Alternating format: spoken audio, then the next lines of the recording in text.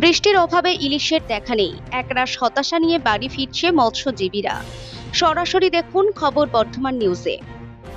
আকাশে বৃষ্টি না হওয়ার কারণে সমুদ্রে ইলিশ মাছের জোগান মিলছে না, তাই প্রথম ফিশিং করার পর মৎস্যজীবীরা একরাশ হতাশা নিয়ে বাড়ি ফিরছেন।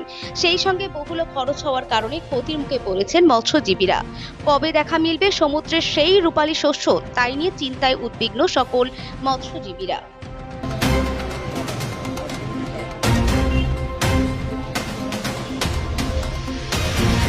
ওয়েদার এখন খুব খারাপ, আর মাছ গাছ নেই, ঘুরে ঘুরে ডিজেল শেষ হয়ে যাচ্ছে, আর ব্যবসা বাণিজ্য তো কিছু নেই। প্রথম টিপে ছাড়তে গেলে আমাদের 5-7 লাখ খরচা, তাও খরচা তুলতে পারছি না। মালিক মনে হয় বন্ধ করে দিতে হবে, আমরা খাবো কী করে?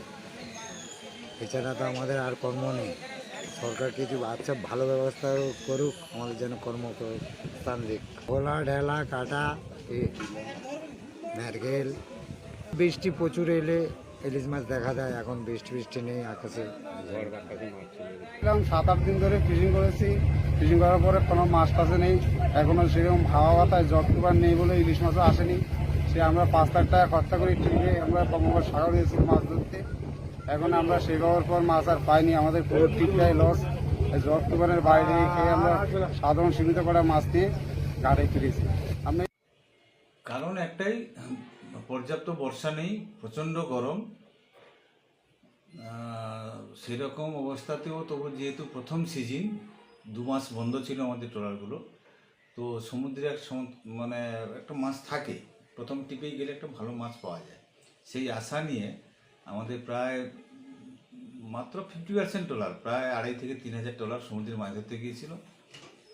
তো গিয়ে 2-3 দিন পরে ট্রলারগুলো সব ফিরে চলে এসেছে। তার কারণ হচ্ছে উত্তাল সমুদ্র। যদিও কোনো রকম আমাদের নিষেধাজ্ঞা নেই, উত্তাল সমুদ্র, সেখানে হচ্ছে ফিশিং করতেও পারছে না, আর সমুদ্রে কোনো মাছই নেই, যার জন্য ইলিশের দেখা একদম নেই। যে 2-4টে ইলিশ উঠছে সেগুলো নগণ্য। একটা ট্রলারে যদি 10 পিস, 5 পিস, 15 পিস ইলিশ ওঠে, সেটা তো বলতে গেলে ধরতির মধ্যে পড়ে না। এই সময় তো হওয়া উচিত ছিল 20 মন, 30 মন, 40 মন